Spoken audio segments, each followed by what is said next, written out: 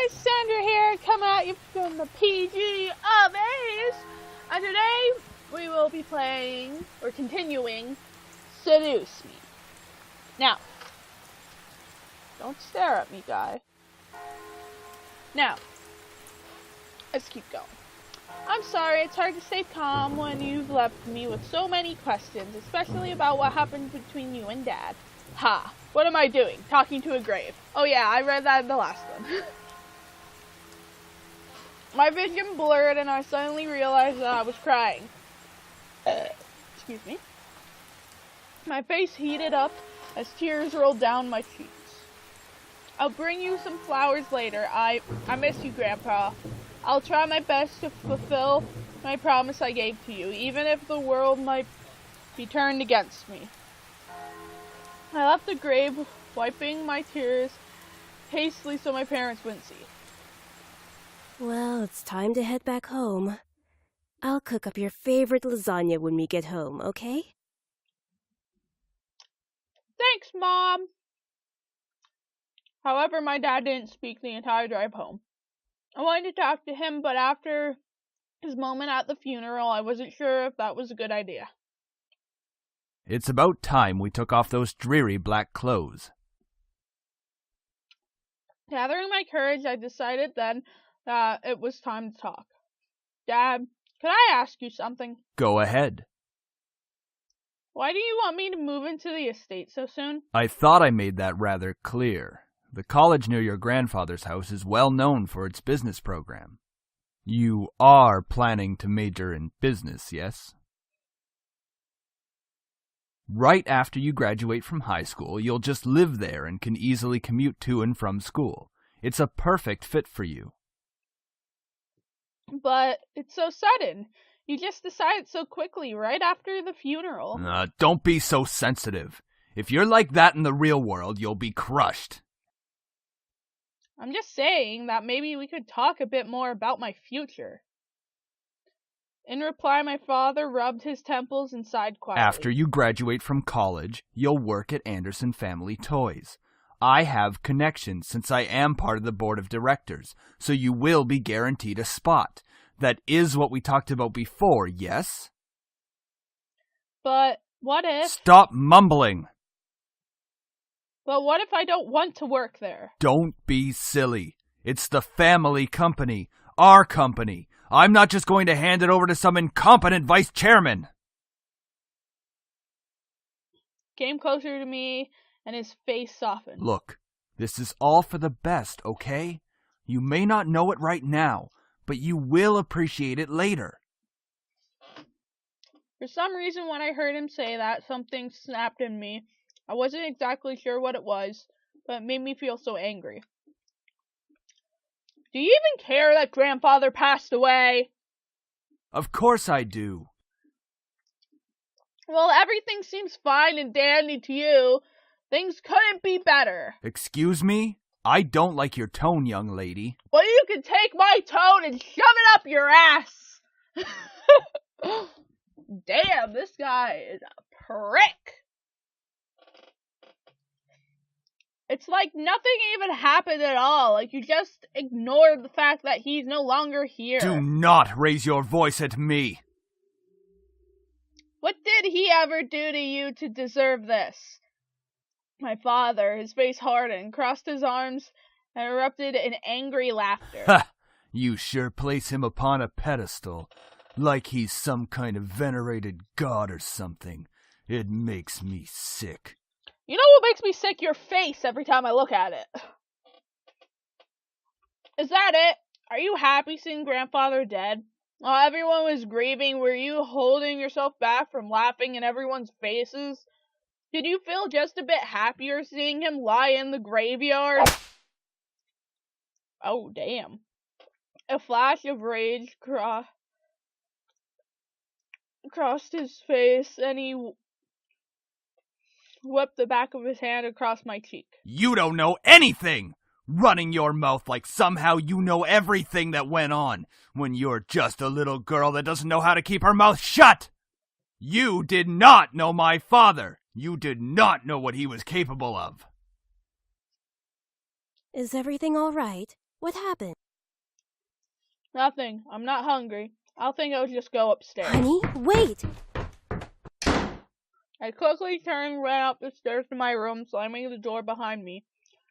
My breath came in short pants, and for a while I just leaned against the door to my bedroom, eventually sliding down to sit against it. Damn. My pants were horrible, but my dad never hit me. If he did, I'm pretty sure I would have punched him. That's how my dad raised me. If someone hits you, you punch him in the face.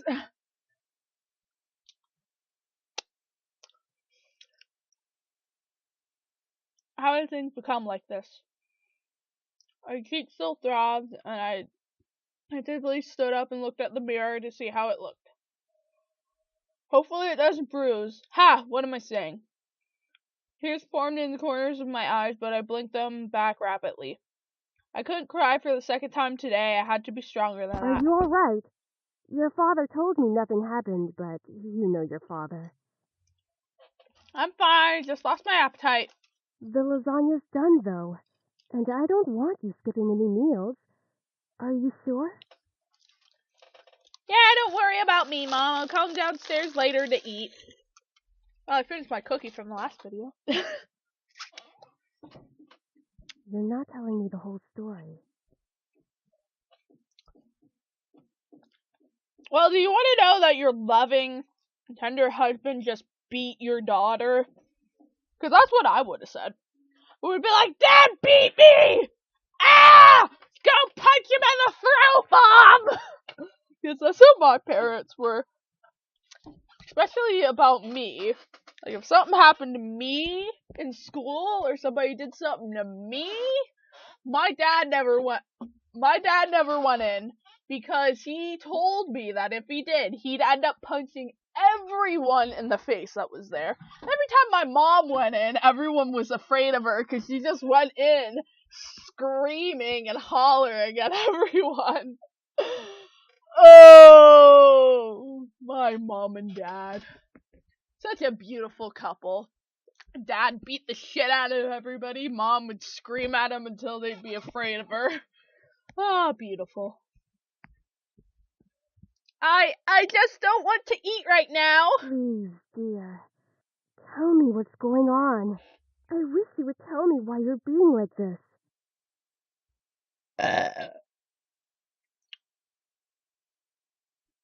I wanted to tell her. A part of me was screaming to tell her what Dad had done. At the same time, I knew she couldn't fix anything. Besides, I was moving out regardless. I remained silent, letting the event remain in the past. Well, I'll leave your food on the table if you want to eat it later. Finally, my mom left me alone. It was strange to think that she was only a few inches away from me, only separated by a single wooden door.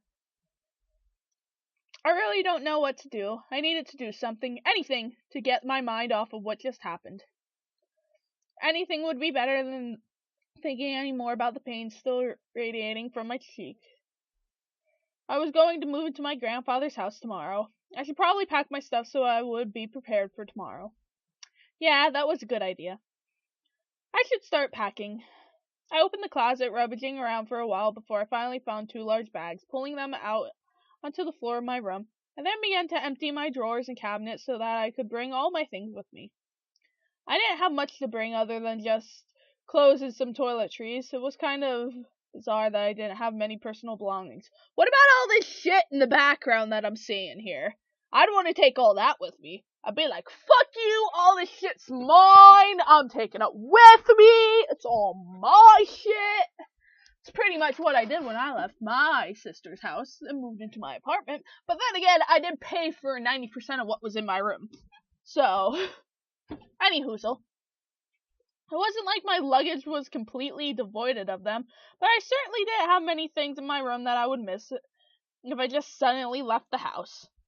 I shook my head to rid myself of those thoughts. If it were going to be my new home, it would have to feel like it.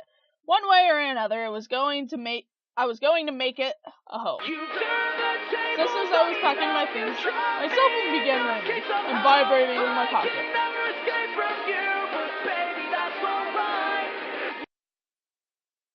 I slipped my phone out of my pocket and answered it while slowly easing myself onto my bed. Who could possibly be calling? Hey, Anderson, you there? Is everything alright? We were worried about you, so we decided to call. Hello? I'm really glad you guys called. My voice managed to come out, though it was only a whisper. What happened? Are you okay? Well, I slowly began to tell them about the funeral that afternoon. A small silence followed when I was done recounting what happened, and to my relief, Naomi finally spoke up. I can't begin to imagine how you must be feeling right now. I'm so sorry. Do you want us to come over right now? No, it's okay. My dad isn't in a good mood, so could we just keep talking on the phone like this? Of course! We'd stay on the phone until the crack of dawn, right, Suzu? Yeah, we're always here if you need us. After all, we wouldn't be the awesome triple threat trio without you, right? Ha ha ha ha.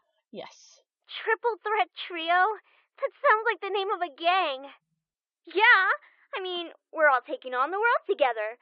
We've got to sound somewhat scary, or else no one's going to take us seriously. What's with you and naming things? You've got to step up your game, Naomi. Falling behind the cool kids like Anderson and me. Tisk tisk. Hey! I'm a cool kid! If anything, I'd say you'd have to step up your game. Oh my god, look at my faces. This is going on.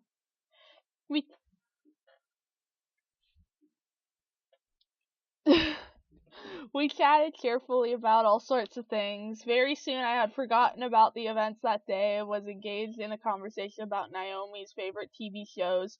Some programs called Herlock. Program, not program, sorry. We all agreed that the actor playing the Tutler character certainly had a very distinctive look about him, with that long overcoat and scarf wrapped around his neck. We had many disagreements about who we thought was the coolest character. Ha ha ha, yeah, he has really high cheekbones and his eyes are pretty though. I do have to say I prefer Jackson, and as a bonus, his actor is just so sassy. I looked at the clock hanging on the wall and realized how late it was. Whoa, it's already 10 a.m.? Sorry for keeping you guys up so late. 1 a.m. I was gonna say 10 a.m. Holy shit! 1 a.m. I think I'm gonna hit the hay for tonight. See you guys at school tomorrow. I should probably shower and go to bed. I can't believe I stayed up this late just to talk to my friends. But it was really nice. Well, to the bathroom I go. I took a relaxing shower and nothing beat hot water and the feeling of being clean. After drying myself, I promptly dressed in my pajamas and crawled into bed. A nice hot shower after a long day. I'm so glad to finally be in bed. It had been a really long day. I knew that I was wishing for something to change back in class, but I certainly wasn't expecting any of the things that happened today. And I have to go back to school tomorrow. Ugh! I curled up on my side and tightly wrapped the blankets around me. I really wasn't in the mood to be returning to school, but my dad probably would make me go just for the sake of it. It's time to go to sleep. I reached out to the lamp on my nightstand to turn off the lights. However, my mind was so lost in the passing of my grandfather and the thoughts of inheriting something so big that it haunted my mind the entire night until the next morning.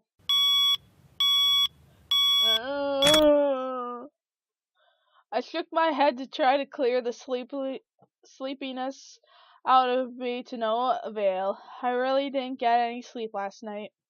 It's already time to wake up. Wait, school?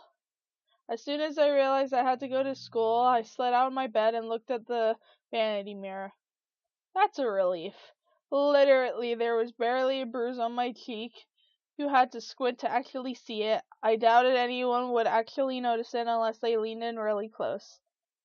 Breathing out a sigh, I got dressed, took my backpack, and caught the bus to go to school. It wasn't even hours before everyone heard of the news. I was approached in school and given condolences for my loss. However, that wasn't what shocked my friends. Alright, and I'm gonna leave this episode right here. So, leave a like if you enjoyed watching, subscribe if you want. I make new videos whenever I can, and I will see you guys in the next video that I make. Later, skaters!